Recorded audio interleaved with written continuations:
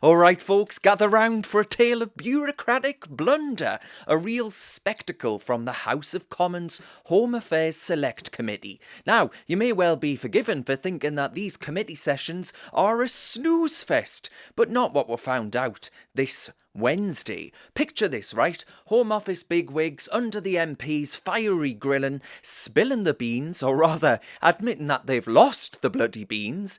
The top dog, the permanent secretary as he's known, he has no clue about deported failed asylum seekers in the last 3 years. And hold on to your hats, because he admits that 17,000 asylum seekers have vanished into thin air, their claims withdrawn, their whereabouts unknown. It's not just a numbers game here, this is a shambolic mess. You tick them off the list, but they haven't gone home.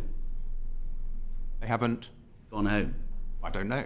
We don't know. So you have no idea where those 17,316 people are.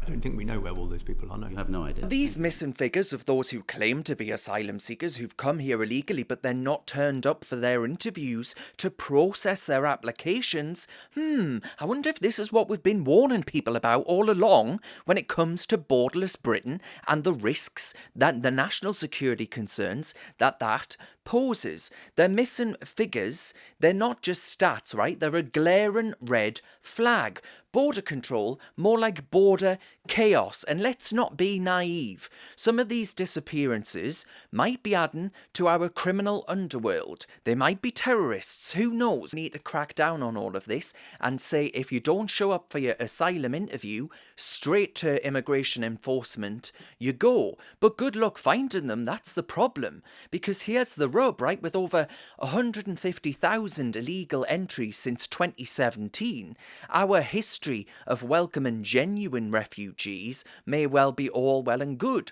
but we've got a serious problem here. We've got a shadow economy brewing with drugs, sex trafficking, crime.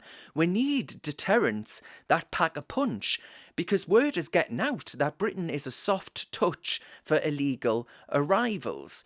And our hands are tied by international treaties like the UN, the ECHR, European Court, the Supreme Court of our country saying no to sending illegal migrants to Rwanda for processing. We're in a legal quagmire, and it's trapping us in an outdated interpretation of an international law that was built for the 1950s, not 2023.